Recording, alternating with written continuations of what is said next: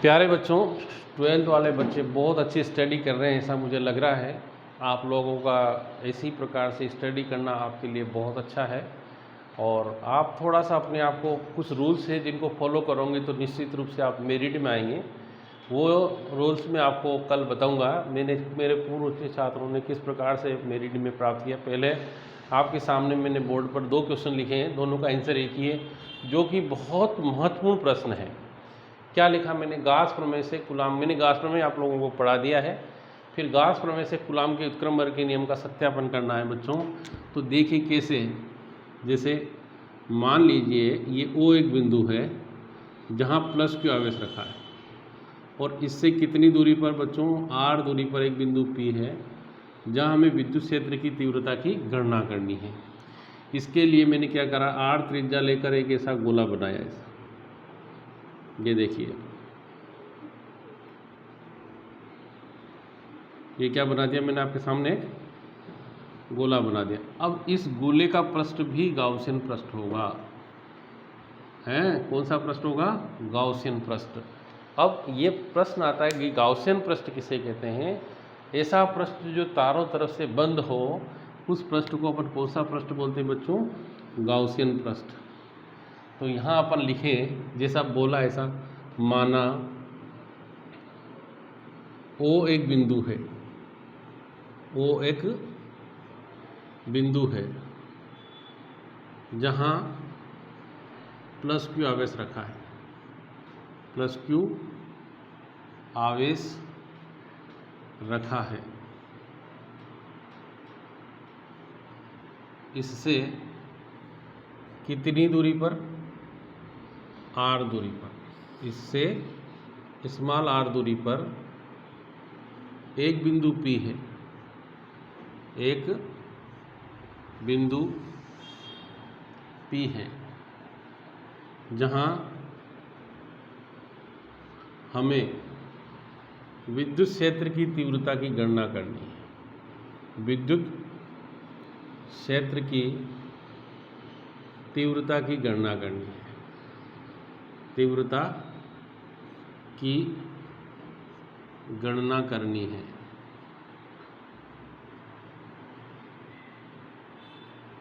इसके लिए कितनी त्रिज्या? R त्रिज्या लेकर, R त्रिज्या लेकर एक गोला खींचा। इस गोले का पृष्ठ भी, इस गोले का पृष्ठ भी कौन सा पृष्ठ होगा? गाउसियन पृष्ठ होगा।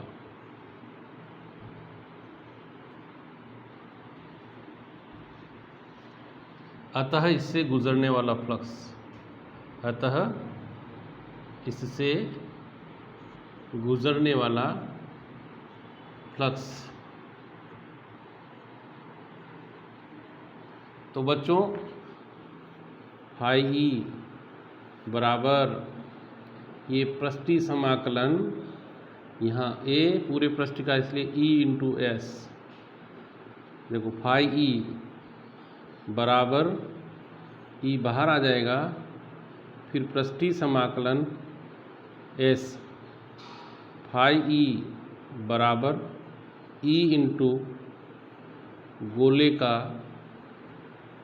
संपूर्ण पृष्ठ, संपूर्ण पृष्ठ। यहाँ एस नहीं A लिखेंगे, सॉरी मैंने एस लिख दिया था, A और यहाँ भी है ना, गोले का संपूर्ण पृष्ठ। अब गोले के संपूर्ण पृष्ठ का फार्मूला कितना है बच्चों? आपको बहुत अच्छे से मालूम है, 4 पाई, इसको समीकरण नंबर 1 दे दें। गोला बन चुका था हमारा। अब यहाँ लिखें, क्या लिखें? गॉस प्रमेय से। कौन से प्रमेय से? गॉस प्रमेय से। आप लोग गॉस प्रमेय खूब पढ़ रखा है। क्या लिखा था गॉस प्रमेय के बारे में?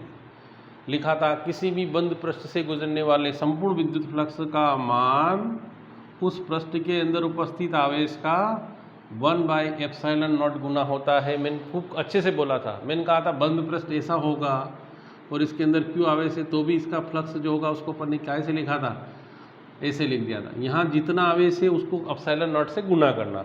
इसको समीकरण कौन सी बोल दे बच्चों, 2।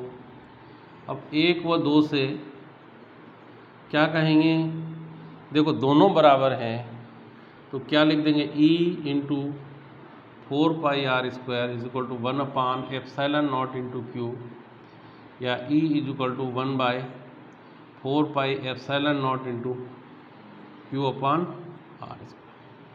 ये जो आया है ये बिंदु आवेश के कारण विद्युत क्षेत्र की तीव्रता का व्यंजक है। यही क्या लिख दें, यही दूसरे का आंसर आ गया, बिंदु आवेश के कारण विद्युत क्षेत्र की तीव्रता का व्यंजक। विद्युत क्षेत्र की तीव्रता का क्या है बच्चों, व्यंजक है।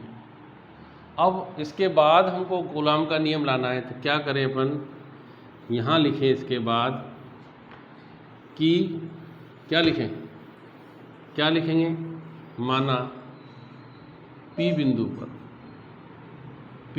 पर एक परीक्षण आवेश, कौन सा आवेश, परीक्षण आवेश Q0 स्थित है ना, तब विद्युत क्षेत्र की परिभाषा से, विद्युत क्षेत्र की तीव्रता की परिभाषा से, क्या है तीव्रता की परिभाषा से बताइए। तीव्रता की परिभाषा आप लोगों ने खूब पढ़ रही होंगी, नहीं हो याद तो इसको ध्यान रखें, E is equal to F/Q0, पढ़ाया मैंने, आप लोग पढ़ाया ना, E इज इक्वल टू कितना, F/Q0, then F is equal to कितना आ गया बच्चों, EQ0, ये इंपॉर्टेंट ऑब्जेक्टिव भी है। तो F is equal to E की वैल्यू रख देंगे अपने पास 1/4π एप्सिलॉन नॉट Q0 अपान, यही कूलाम का नियम, यही किसका नियम है, कूलाम का नियम। देखिए हमने गॉस थ्योरम का यूज़ करके कूलाम का नियम सिद्ध किया है। अब यदि आप लोगों को पूरी NCERT के अनसॉल्व्ड क्वेश्चन पढ़ना है तो कल मेरे जितने भी वीडियो है आप बहुत अच्छे से देखें, पूरी NCERT के क्वेश्चनों को सॉल्व करके मैं डालने वाला हूँ। तब तक के लिए thank you, have a nice day, धन्यवाद। इसी तरह